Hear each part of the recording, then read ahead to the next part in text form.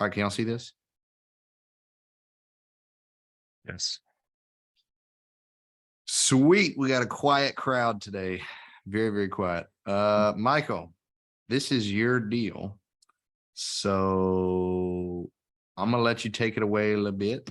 Give us a brief background on said deal, and then we'll jump in. Awesome. Well, so I've been trying to find deals or listings around where I'm trying to target, which is Tyler, Texas, and I found this one online. It's called East Haven. Most of them are townhome style properties. There's 25 units. There's a couple single family homes that are on the property that they rent as well. So that's listed as request for offer. The interesting thing about this is in the OM there, they list that basically you can assume the debt. It's a Freddie Mae loan. They still got 2.097 million on it at 3.92% with 6 years left on the term. So I was kind of curious how to underwrite for assuming that debt. So I sent this to Josh, and I'm curious to see what he kind of came up with on that. It's relatively new. It's listed as being built in 2015. The suggested value add per their marketing materials is to come in and do more or less three things in addition to raising to market rent. So fence in the yards around the townhomes, rent washer and dryer, and I guess have the tenants reimburse for lawn service. The only utility that is paid by the owner is trash. Everything else is individually metered to the units, so that's kind of nice. And that's kind of where I'm at on that one. All right. Stable positive cash flow. You can further increase rents by bringing them to market, installing fenced yards, pet policy with non-refundable deposits, monthly rent, billing tenants for monthly lawn care, and leasing household appliances, including washer and dryer. So yeah, they're basically saying that you should install the washer and dryer and lease that back to in a separate expense. So kind of like whereas tenants can get pets and then they pay rent for the pet, like a pet policy.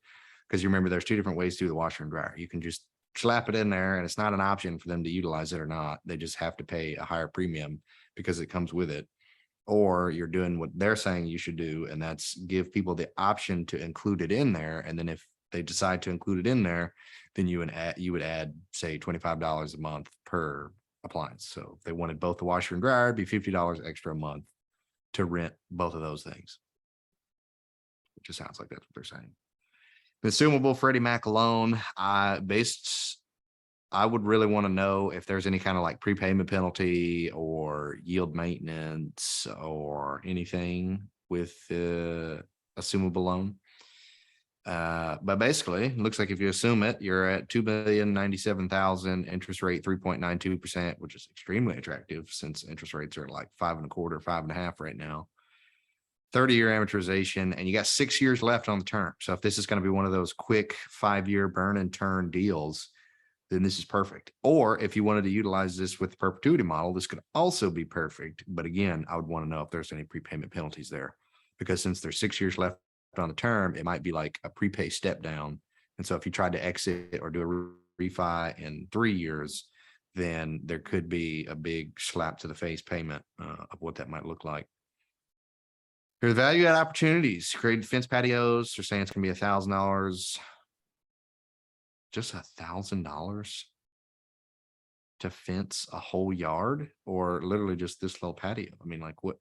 How big are we talking? $1,000 ain't. I'll be surprised if you get a whole fence built for $1,000. Basically, is what I'm saying with this. Right. Lawn service reimbursement. They're saying charging back $30 a unit. Washer and dryer. They're saying $50 per unit. So technically $25 per washer and $25 per dryer. Increased pet fee to $400, and there is no current pet rent, so established pet rent, and it looks like there's only 8 tenants currently that are doing that. Over $835,000, whatever, and value creation at a 6 cap. So does that mean they're looking to sell at a 6 cap? Is that what this means? Where'd they get the 6 cap from? That's the only place I really see that, so. Hopefully when I connect with the broker, I'll get a little more insight. So have you included this in the analyzer that we've looked at? These like, I just looked premium- at the first three. I didn't bother with the pet stuff because, who knows? who knows who would have pets, you're saying? Right. Yeah, I mean, and if you didn't want to do pets, then this would be irrelevant anyway. Icing on the cake if they have them. All right, well, let's keep scrolling. 25 units, most of them built in 2015 or all built in 2015. 2.68 acres. 14 buildings. What do you know about the roofs? Are they in pretty good condition? Are they gonna have to be replaced? Looks like some of the single family homes are a bit older, but I have not been by the property. That's one thing I definitely look at, since you've got, what did it say, 14 buildings? It's 14 roofs for 25 units. It's pretty pricey for roofs. So I'll just double check on what that would look like, what the life cycle of those roofs is. Be like, hey, if roof's got to be replaced in 2 years or 3 years, can we adjust that on the pricing? I may have to offer you a lower price, knowing I'm going to have to spend hundreds of thousands of dollars on new roofs. Everything individually metered is really cool. Not having to worry about that or charge that back. Looks like they're already charging pet fees. It's just $250 instead of the $400 they were recommending. You know more about the area than I do. Is this all? Let's see, a whole bunch of market data. Unit mix you had in there already. And you took exactly this here and put it in there, or you did the pro forma year one numbers? I took off of I think it was an Excel file. Oh, they sent you the actual T12. Okay. Yeah. Perfect. Even better. So I need some notes on that, what they feel their rent growth trajectories are. Look at that lovely 2% growth on expenses. I know. I wish. I wish that was all we were saying. All right, cool. We'll just jump in. With the comps, you felt like they were pretty accurate in terms of where they thought they could take them. I'm not really sure. A lot of those are really big properties. There's some that are small like this one, but you can kind of get a little bit idea of what they look like if you keep scrolling. I think they have some pictures of them. Okay. So I will say the size of the asset isn't the differentiating factor for comparables when you're just looking at it from a rent perspective. What you're wanting to look at is year built, because that's going to be a big factor, big determining factor in the, of course, class of the property, and from a tenant perspective, how new the asset is. You're also wanting to look at average square feet. Is our property in here? No. Not on What's that page. They do kind of. East I think table. it's listed lower. Our average square feet is 1,073, There, so table. 1,097 is fairly close, but they don't have any 2-1s for us to compare. So you would look at the 2-2s and shift your pricing slightly. They have 3-2s. We've got 3-2s at almost 1,200. Theirs at 1,300, so they're slightly larger. I would also want to know what their amenities are that they're providing in their asset. If they've got a pool and all this, that, and the other, we obviously don't have that because we're duplexes and townhomes. But if we have a yard and they don't have a yard, that's, especially if you fence it in, that's a little bit of a different amenity that I think a lot of people like, having a little backyard, especially if it's fenced. They're saying market rent is $9.75. That's what they're currently charging? Or that's what they expect they can get? Which is effective. Their pro forma is higher than that. Okay. Because they're getting $12.35. Right. And that's kind of where they think they can get projected is 1239 after improvements. And they're getting 1282. They're just 100 square feet higher for their 3.2s. Right. They're roughly the same, only 50 more square footage, and they're getting 12.95. Mm-hmm. And they don't have a yard, and they doesn't look very fancy. So I would tend to believe, just based on this, without doing a super deep dive and looking at amenities and interior upgrades and this, that, and the other, that we would be closer to the 1,200 number for 3.2s, which is what they're saying they could get here for the 1440, which may even be able to get more.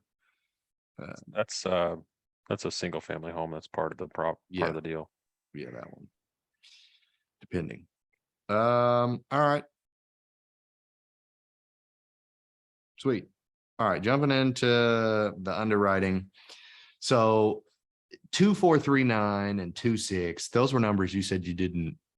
I mean, they haven't really told you as far as pricing goes, what that's going to look like. I've not heard any guidance. And so what I did is I said, hey, let's say we're going to purchase the asset for 2.2 million. That's the offer we're going to write.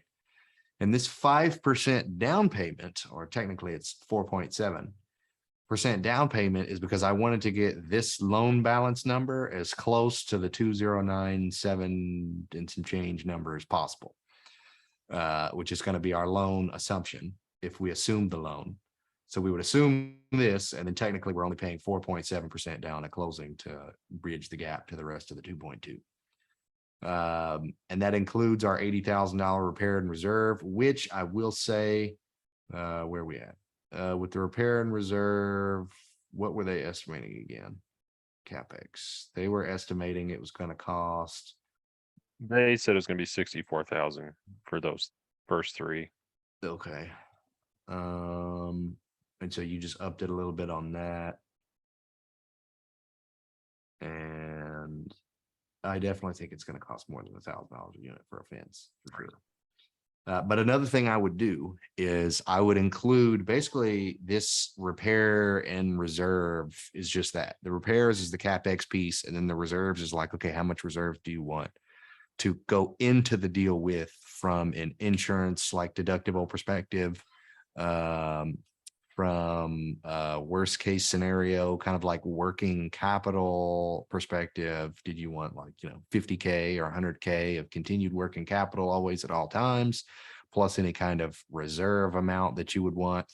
That's kind of where this number would lie. So I would say throwing a total wag out there, if it's going to cost us 80 grand or more to do the CapEx, maybe I want $50,000 in working capital for 25 units, which is like, hey, if something hits the fan from just a working capital perspective, I can fund it, and we can continue moving on a forward trajectory, if I have to pay an insurance deductible or something like that. So I'm just going to slap 150 in here. See what that does for us.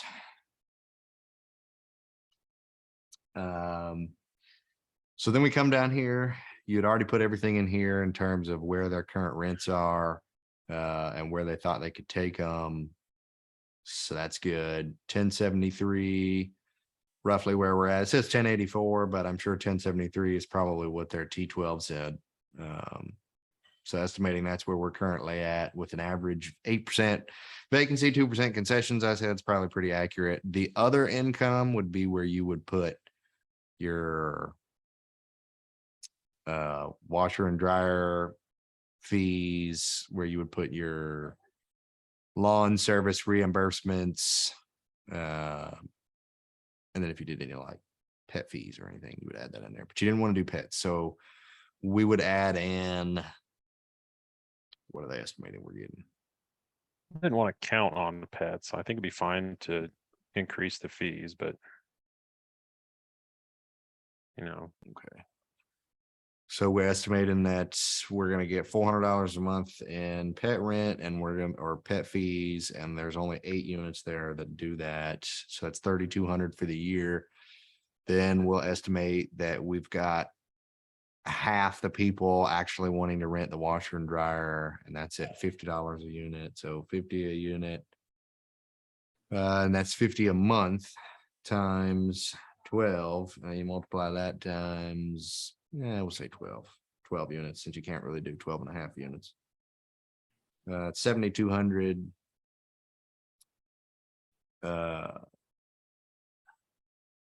And then the lawn service reimbursement, an additional $50 a unit for lawn care, which they're going to want to do to all of them. So plus 50 times 12.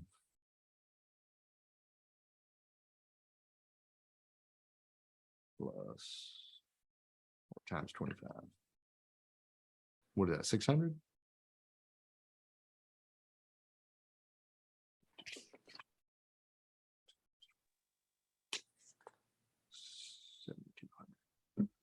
We're at 22.2 for our premiums. Our potential other income here.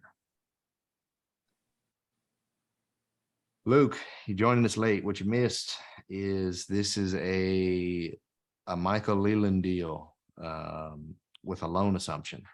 So that's why we're only paying 4.7% down, because we're assuming a loan of 2,997,000. So I came as close as I could. And then just bridging the gap with the remaining 2.2 that we would pay versus what we're actually assuming. Seller financing? No, it's a loan assumption. Oh, so So the only thing we're paying, refinance?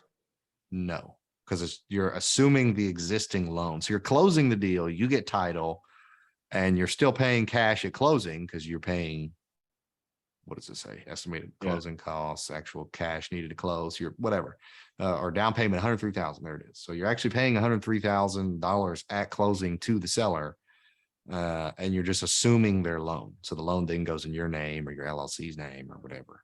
And so that's why you're only technically paying 4.7% down if they accepted this price, right? This is an if. Michael has to go double check on what they're willing to accept as far as price point goes. But Nice, Michael. That's awesome. this is what he believes the ballpark range to be. Very creative. So we don't have I like this. creative acquisitions. Yes. So 8% vacancy, 2% concessions. We changed the taxes a little bit for the new purchase price. Basically left insurance the same. It may go up, it may not. I'm not super familiar with insurance in Texas. Especially, what is this, like Middle Texas, Northern Texas? Yeah, so much further away from the coast. I don't know. $9,000 you're saying cost for their lawn care, trash removal, super cheap, and everything is sub or individually metered. So we're not actually paying anything for electric, gas, water, sewer, because there's no common area.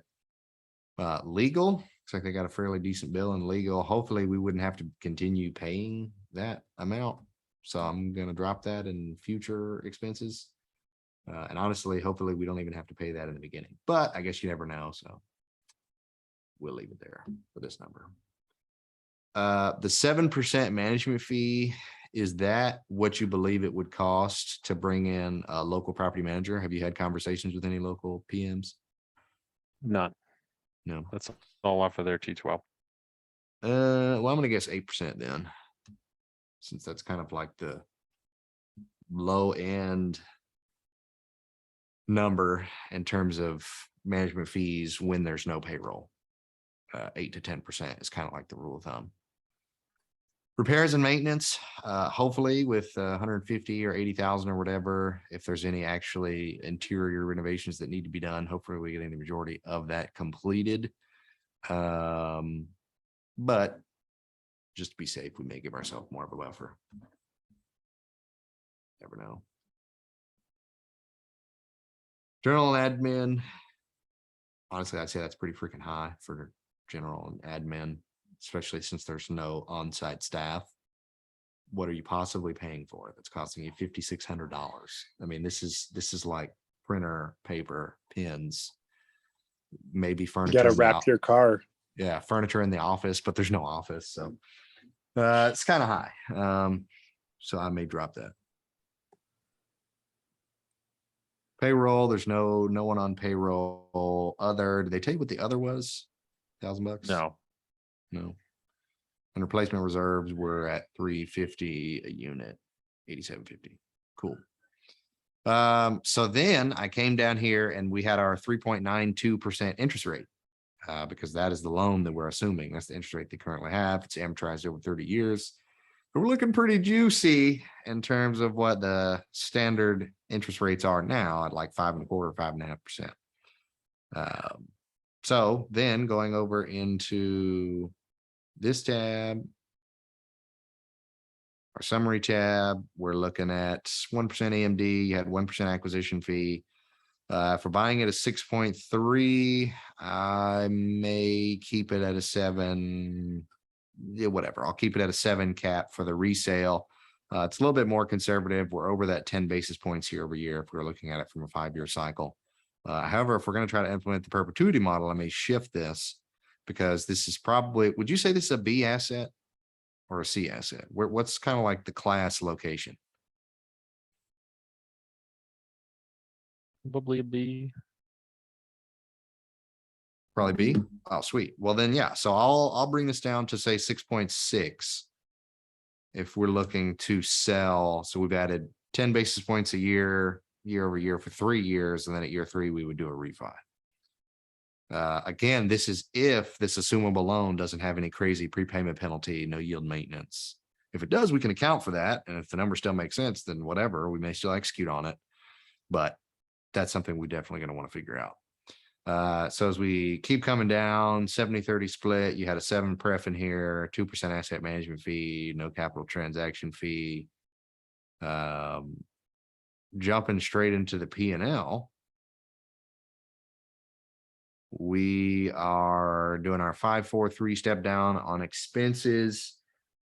Starting at 1073, going up about $100, 10% increase on rent, and then another 50 or so bucks the next year, and then we're at the 3% growth trajectory after that. With our 8.2 year over year, we haven't shifted that. Other income's going to shift, so we'll put our 22.2 in there on the second year, and that'll grow at the 3%. Real estate taxes were the same, insurance we kept the same, contractor, trash removal, legal we changed to 2,000.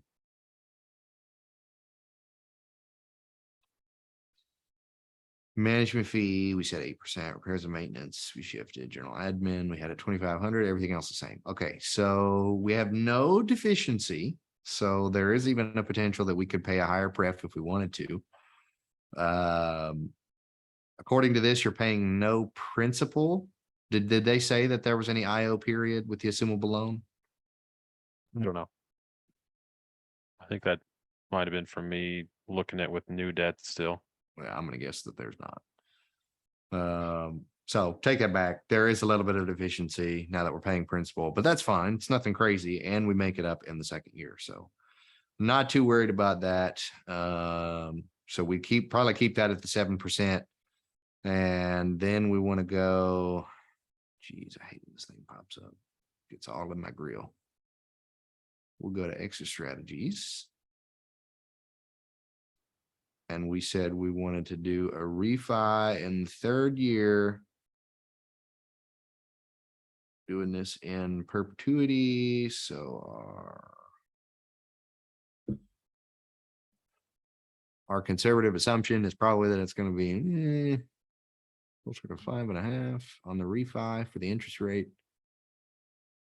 Probably 75% LTV, 30-year AM.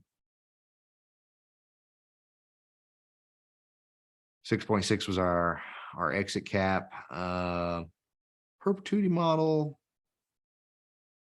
We're not really turning 100% until year 5. So technically you could try to do something like that if you wanted. You could do a 5-year liquidity event as opposed to a 2 or 3-year liquidity event. That's just really going to depend on your investor base and what they're willing to, how long they're willing to not get their capital back. Granted, if you're continuously paying their 7 pref year over year, I mean, I don't see why they would be too incredibly upset. They're continuing to get cash and returns and cash flow, because not only the pref, but you're also going to be distributing this if you decide to distribute this, or if you decide to take this capital, set it in a separate account and use it to pay them back their cash, which at that point could potentially have you returning capital in the 4th year. You could make up that 29% difference in the 4th year by simply taking all of this excess capital that you've got. Like maybe you pay yourself no excess cash. So you take both of these, and you take what both of these would be and set that in an account, use that to actually pay back what you're missing, which what's your total payback? Your total capital needed is only $387,000. So that's like nothing. So hopefully you could refi and get as much out of that as possible upon the sale, which according to this, our appraised value based on NOI and our cap rate, 201,000, divide that by 6.60. We come up with our appraised value of a little over 3 million. And then with these assumptions, our actual refinance loan amount is 2.2, almost 2.3, less our balance that we had, principal pay down and other things. And this is what we come up with, which was at 71%. So of course the goal would be 274. You need to get to 387, a little over 100K shy. The goal would be to save all of this, potentially streamline any expenses that you can, be slim on expenses, maybe increase rents a little higher, or do more pet fees and pet rents. And hopefully you can get more people doing washer and dryers and pull all the levers that you can. And then in the 4th year, you could actually execute on that refi and return 100%, as opposed to the 71% that's here. Now, that would be best case scenario. What we're looking at here was technically quote unquote worst case scenario. If none of that happens and we just stick with our conservative underwriting, this is how much we'd be able to return in the 4th year. So this could technically work for the perpetuity model. Diving deeper, I'm going to say it's probably going to cost $10,000 for legal fees. I shouldn't expect it would be any more than $150. Probably not going to need lead based since it was built in 2015. No environmental, no structural. Appraisal may cost a little more than normal because it's 14 buildings. I don't know, maybe 7,500. Lender legal fees. There actually won't be an origination fee unless they're charging you a fee to assume the loan, which is something I would look into. Sometimes they charge 0.5% or something when you go to actually assume the loan. But if they don't, and it's nothing, great. You save some money there. I don't know what is this the regulations, 0.6% and 0.1% for transfer taxes and title policy in Texas? I'm not sure. I don't know. All right, we'll just leave it like this. And then these are just your other rules of thumb. So then 6 months of taxes. What were our taxes? 63. So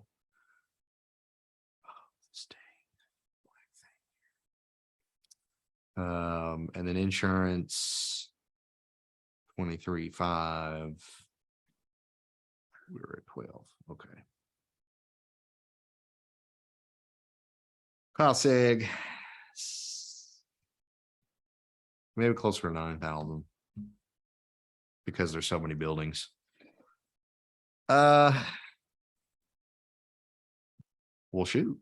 So then if we go back to our summary tab, we look at it at over a 10-year life cycle. I mean, we're like quadrupling investor cash in a 10-year time frame with the way that we've got the P&L and cash flow and everything else set up. We're doing pretty darn good. If I go to returns,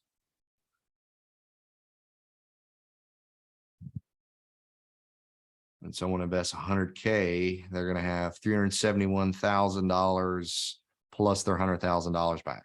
So they will literally quadruple their cash if we sold it. This is if we sold it in 10 years, which we're not if we're doing the perpetuity model. So this isn't entirely accurate. We're looking more effectively at IRR with the intent to return 100% of their initial investment in 3 to 4 years. So 25% IRR, not too shabby, not too shabby. It's not So that's not flipping the 70-30 cash flow after 100% of the capital's returned though, right? no, that doesn't account for that either. But if you wanted to know what that would look like, you literally just go in the P&L, and if this was 100% return, which it's not, and that's why we've still got the pref of 6,800. But if it was, if we finagled the analyzer to say so, then it would be around, what is that, 32,000. You would look at the 70% to members, and that would be your cash flow year over year for you, and they would get the 30%. It just keeps going up. How do you do that on your deals, Josh? How do you calculate the flip of that for your investors? Well, typically in the analyzer, we're showing that the deal returns 100%. So basically, we just have to come here. This has to say 100%. And then they have no more equity left in the deal at that point. And then when we go to the P&L, we just literally look at this. You look at your 70-30, 70% is then going to you from a cash flow perspective, 30% is going to them. And you're not having to worry. This is zero because you've paid up back 100%. Now that this is 100%, this number meets the total equity that they initially invested in the deal, which was 372,000 for this example. And then you're literally just coming here and you're looking at what this is. What about, I have a quick question. Do you have a deal that you've underwritten per the perpetuity model? I mean, yeah, I had to dig it up somewhere.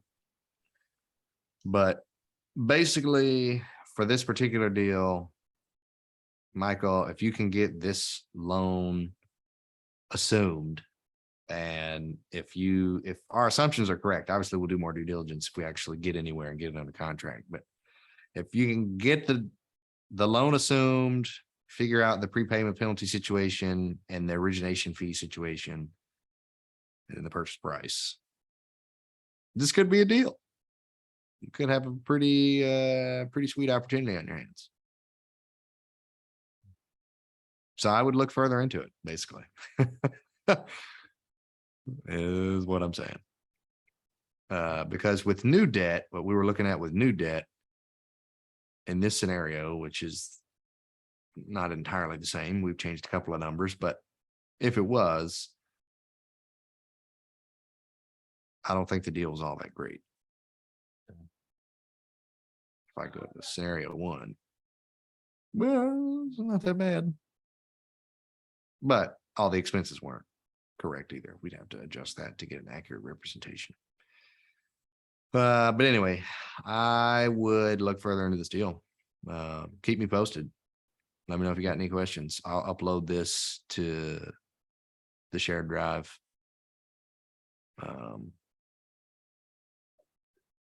Yeah. So what were you were asking to see a perpetuity deal analyzer, Deshaun? Yeah, if you have a deal, like, could you demonstrate the perpetuity model in the actual analyzer? Yeah.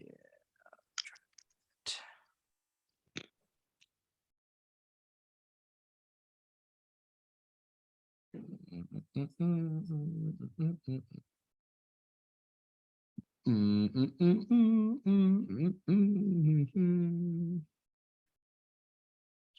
scrolling, scrolling, scrolling.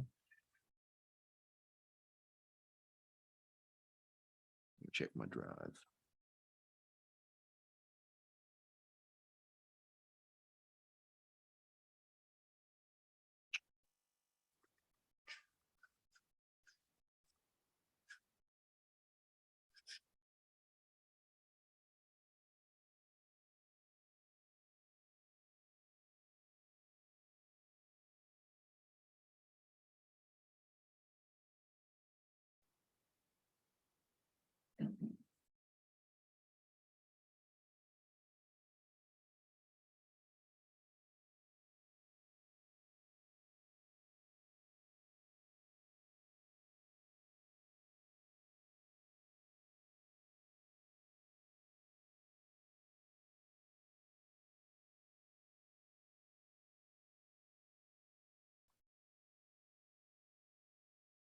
Okay. I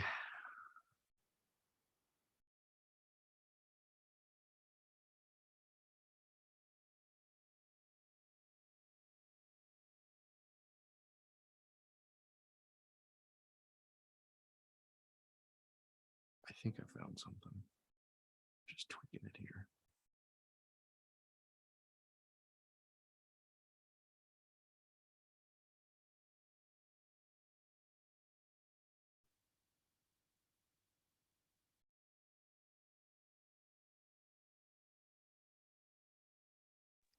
That's an awesome deal, Michael. How'd you find it?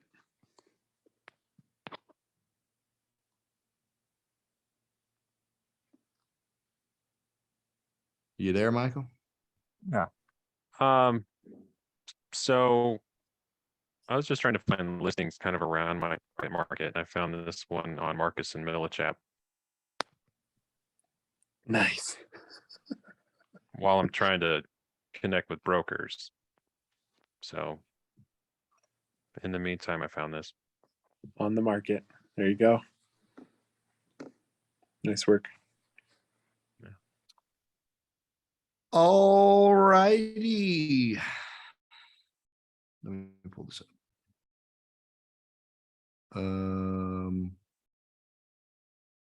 Really, we're just going to be looking at the P&L here, just to show you guys how I'm actually. Can you see the screen now? So this was our old Chase Park analyzer. So we're not looking at it in its entirety for accuracy in terms of where we're actually at and what we were actually underwriting for, because this was an old one and we since re-underwrote as we dove deeper into due diligence. But I'm just showing you this analyzer in pertinence to once you're returning 100%, how do you actually look at that? So that's what we're doing here. So 20%, yada yada. Not too much we're zeroing in on here. We're more so looking at summary tab, where we were actually a little bit more conservative than most, where we were purchasing the deal at about a 6.1 cap and estimating our cap rate at resale was 8.25. So we definitely went a little higher than expected. And that was just because we thought that there was going to be a higher, we thought the cap rates were going to be in a much higher position than where they are or where they were when we were initially buying. And it looks like we're going to be right as cap rates have shifted a little, even though this is technically B, this is more on the B minus asset class perspective for this particular deal. But also we ended up not being able to purchase it at 5 million. We ended up purchasing it at 5.5. So that changed our cap rate a little. And so we left it at 8.25 and it ended up working out for us. Because the seller wanted an additional $500,000 right before closing, because who doesn't want another $500,000? So he was one of the most difficult sellers we've ever had to deal with. I'll be honest with you there. So see, we didn't even do an 8 pref. We ended up doing a 10 pref on this deal. 2% asset management fee. We did a 2% acquisition fee on this deal. And then with the P and L, again, these numbers aren't entirely accurate, but basically we're able to execute on the refinance in the 4th year, which in actuality, we're able to execute 100% on the refinance on the 3rd year on this deal. But with this analyzer, we're executing it on the 4th year with our exit strategy, 100% return. And looks like we're about $500,000 over 100% return with where we were at on our assumptions there.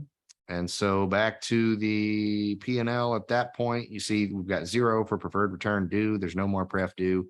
We're still getting our asset management fee though from where our actual cash flow available for distribution lands. And then excess cash flow from a 70-30 percentage. That's when this now becomes the 70% number of what we get between the 3 of us. In perpetual cash flow, right? And it just keeps going up. It's great. It just keeps going up. So Hey, can I ask you a question, Josh? what's up? That's amazing, by the way. If you're contracted with a seller for a purchase price, how can they ask for an extra 500,000? Like they are committed, they have to close the deal at whatever purchase price they signed at. They don't. They can back out of the deal all the way up until the last minute. I mean, literally, right at the day of closing, they could decide they no longer want to sell anymore because of XYZ reason. Most of the time it's built into the actual purchase contract where there's a whole bunch of like out clauses that they can execute on, and it can be total BS, right? Complete BS. But they can make that decision at the 11th hour to be like, I don't want to sell anymore. Not interested at this price any longer. And I will say every seller we've ever dealt with, except for one, has not been that way. So most of the time you're dealing with a reasonable seller. You both want the same thing. You've agreed upon a price. They want to close it just as much as you do. They don't want any delays. And so you end up closing it. Well, this particular seller, it was an interesting scenario because he wanted to 1031 this deal into another one. And he was trying to find his replacement asset before we actually moved forward in the due diligence process. So like we had it under contract, but he was like, look, we're just going to make the due diligence period a super long, like 6 months. And then during the next 6 months, as the seller, I want to go find my replacement asset. So once this deal officially closes, I have plenty of time to actually take these funds and 1031 it. And I'm not like scrambling to go find an opportunity because deals were hard to come by at that time. And so that was what we did. He ended up finally finding his replacement deal. We started moving forward with due diligence. And then we're like 20-30 days from closing and his deal falls through. His replacement deal falls through. And so he's like, well, I guess I'm not really going to be able to 1031 this deal like I thought. So the whole reason he wanted to 1031 it in the first place was because he had a massive tax liability. He had like $1.2 million or something in taxes he was going to have to pay when he sold this property. And so he was like, why don't we try to eat the costs like 50-50? Like I'll eat my tax liability cost with you guys 50-50 since I can no longer do my 1031, which he still very well could have, but he kind of gave up on that prospect. And so we talked amongst ourselves and 50-50 would have been 600,000. And so we finally came to the conclusion that we were willing to go up on price by 500,000. And so we had to draw up basically he wasn't going to sell us the deal at all because he no longer had a deal he was looking to buy. So it's not like he was super motivated to sell because now he had this massive tax liability that he didn't want to pay. And so it was like, hey, look, I'm only still going to sell if I only have to pay half of this liability. And so we agreed upon the $500,000 increase. We had to draft up a new contract that basically stated we were going to close in 30 days. Same as the previous one, just changed the timelines. And we added a little additional verbiage in there that basically stated he couldn't back out of the contract anymore. And there's no more out weasel clauses. And we're finally able to close the deal. It was like we got the deal under contract in like March of 2021. And we didn't end up closing until October of 2021 because he just dragged it out for so long. So we had like all of our investors' capital raised, all the due diligence was done, all the hard costs were out. Our EMD was hard. And it was like, look, you can't just be jacking us around here. We're serious. We're ready to close. But we ended up having to pay another 500 grand, which still ended up panning out just fine in terms of buying it at a steal of a price. We ended up closing it at 62.5 a door at the 5.5 million. And then I think I told you guys the property right across the street sold for 111K a door, like a month after we closed. So we still basically got the deal at like 50% off. Have gone through all that pain, and cash flows from a perpetuity perspective are still probably going to be about 6 figures a person between the three of us once we invert. Okay, I have a follow-up question. How did you raise 500,000? You had 30 days to do that? Yeah. Okay, Yeah. that's not too bad. Yeah. So we had to raise extra money, but also our loan changed because it's now the loan was now 80% or 75% of 5.5 as opposed to just 5 million. So loan changed a little bit. We were scrambling, getting all that changed and updated. And then we had to raise, I don't know, I think it was another 200,000 or something. And so put that together. It wasn't too difficult to raise with the returns we had for the deal, and everyone loves the perpetuity model. So we basically had like a waiting list. What we do most of the time when we raise capital is we have the actual capital that we need to raise. We give ourselves a little bit of a buffer. We don't like to significantly over raise because it dilutes equity, and no one wants to do that. You still want a solid deal.